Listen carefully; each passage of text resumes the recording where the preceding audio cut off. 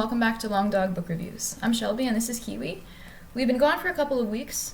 My husband and I went over to the West Coast to see my parents, and I've been working a lot of evenings and nights, so haven't really had the time to record. But this week we're finally going to review Stephen King's The Shining. I read this book at the beginning of January, saw the movie immediately afterward, and I have some thoughts. So I'm going to be going through some key differences between the book and the movie. This book is probably the scariest out of all the Stephen King books I've read so far. Granted, I haven't read a ton. I've only read maybe 5. But this book has some passages that, oddly enough, were about everyday objects. Like, there's one passage about a fire hose that sounds incredibly mundane, but is actually, it made the hairs in the back of my neck stand up, to use a cliche. It was like, it really creeped me out. It follows the story of Jack Torrance, an alcoholic and author/teacher who just recently lost his job due to beating up a student.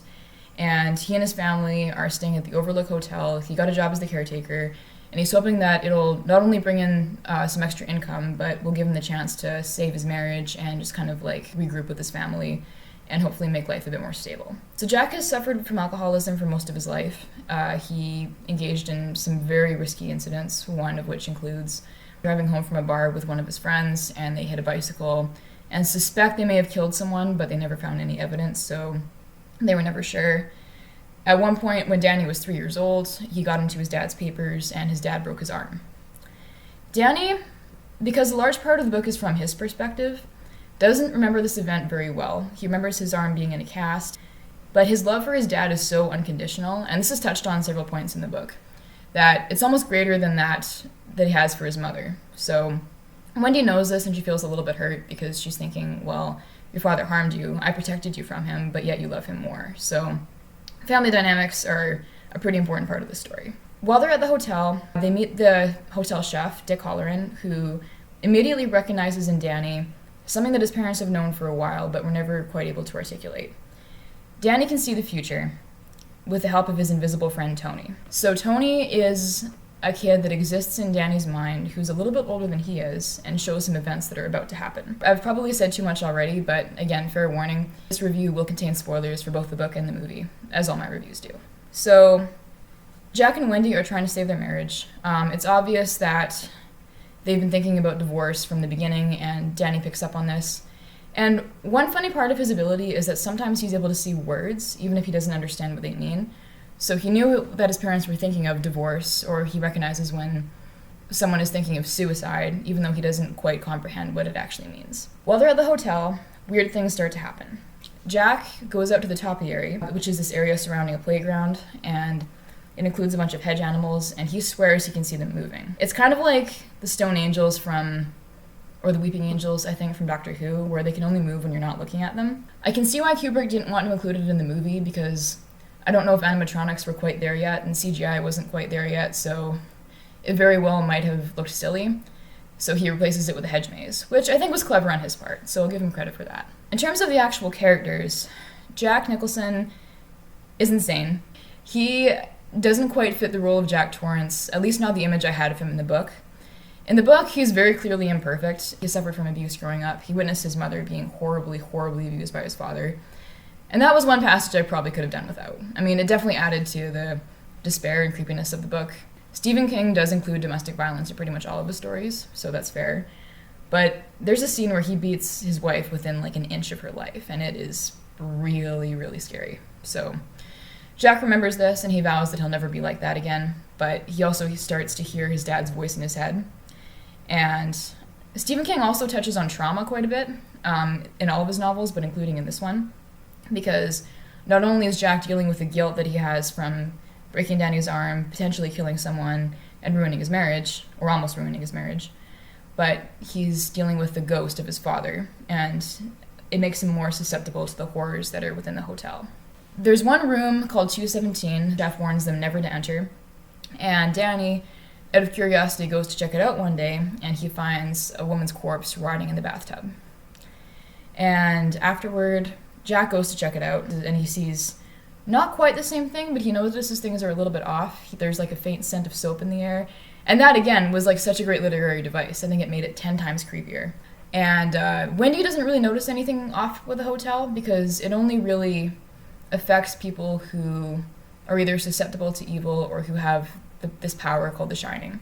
One scene from the movie that I think was very well done, as much as I didn't like a lot of the scenes in the movie, like the twin girls, the bathtub scene that was somehow made to be sexy, even though it just really didn't fit, and the blood-filled elevator. One thing I did really like was the bar scene. Jack goes down to the bar to pretend to talk to a bartender because he's craving a drink so badly. And again, this was very well conveyed in the book because he has a habit where he'll constantly wipe his mouth with his hand, and eventually it makes his lips bleed because he's craving alcohol so badly that it just kind of manifests in all these little mannerisms. And then there's one point where Danny shows up with strangle marks on his neck, and Wendy is so sure that Jack is the one who's done it. And Jack, because again, he's struggling with his guilt and he knows that he wasn't the one who did it this time, he starts to lash out at Wendy, kind of like he did in the movie, although not quite to the same extent. Because in the movie, it just kind of seemed like he hated his family from the get-go. Whenever you come in here and interrupt me, you're breaking my concentration. You're distracting me. And it will then take me time to get back to where I was. Understand? Yeah. It kind of seemed like he was crazy from the beginning, and that he just had no love or affection for his family whatsoever. But that's not the case in the book. A bit of a side note, while I was reading the book, my husband and I were watching Dexter, and I pictured Wendy looking like this, because she is described as being tall, blonde, and extremely attractive. Not to say that Shelley Duvall is unattractive, but she didn't quite fit the description that King had in the book. And I also heard that she was treated horribly by Kubrick as a director, so she's got my sympathy for that, and I think that she did as well as she possibly could have in that role, so I still commend her for that. Once the horrors of the hotel become even more real, Jack attempts to kill Wendy. He attempts to kill Danny. Danny is able to send messages to Dick Halloran, so he receives this message across the country, and then he flies in, comes to the hotel, and then he gets there just in time, right after Jack breaks Wendy's arm, part of her back, like several of her ribs, and eventually bashes his own face in with a roque mallet. So a lot of the key points in the movie weren't in the book, such as the manuscript that Wendy finds with the words, "All work and no play make Jack a dull boy." When I was in grade 4, I went to this writer's camp at the Bennett School in Edmonton, shout out to Edmonton, and somebody was describing the plot of the movie of The Shining, and I just assumed for my whole life that this scene was in the book. So I was a little disappointed that it wasn't, and I think that that was, again, a very good move on Kubrick's part.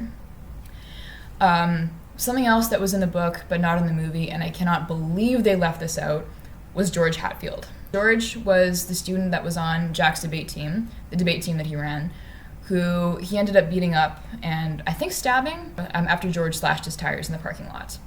And this is because George, who was a popular kid in high school, had good looks, everything, and the one flaw that he had was that he had a really bad stutter during debates.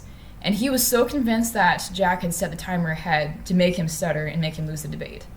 So there's one point, and I forgot to mention this earlier, when Jack goes into room 217 and he sees not the woman, but George with a knife sticking out of his chest, saying, "I didn't stutter, I didn't stutter." So between this story and it, I don't know what it is with Stephen King and stutters. Maybe he had one as a kid, or maybe he knew someone who did. I'm not sure. That Georgie could have ended He's up. gone, Bill. But if the storm swept Georgie in, we should have gone. He's gone. He's dead. But I was so disappointed this wasn't in the movie. Like, this was such a crucial part because Jack's guilt plays such a big role in his character, and in the movie he just didn't have any guilt at all. He was just a crazy guy. But Jack Nicholson is great at playing crazy, so there's that. And the book actually does have a happy ending. Jack is dead. He does end up sacrificing himself because while he's being possessed by the hotel, he does have a brief moment where he tells Danny to run because he knows that he's not coming back. And this is also when Danny looks at him and says, "You're not my daddy. You're the hotel. You're it." Because he no longer refers to Jack as his dad. He's just it. He's the hotel. And then Halloran ends up saving both Wendy and Danny, but he does have a brief moment where he's almost possessed by the hotel. And this is when he goes out to the shed, and he has this feeling saying, "Don't save them, just kill them." So this book has a sequel called Dr. Sleep, which I'm very much looking forward to reading, and looking forward to making 1408. And then you'll get to see my husband again, and we can talk about it. But yeah, let me know in the comments which one you liked better, the book or the movie, and we'll see you next time. Bye!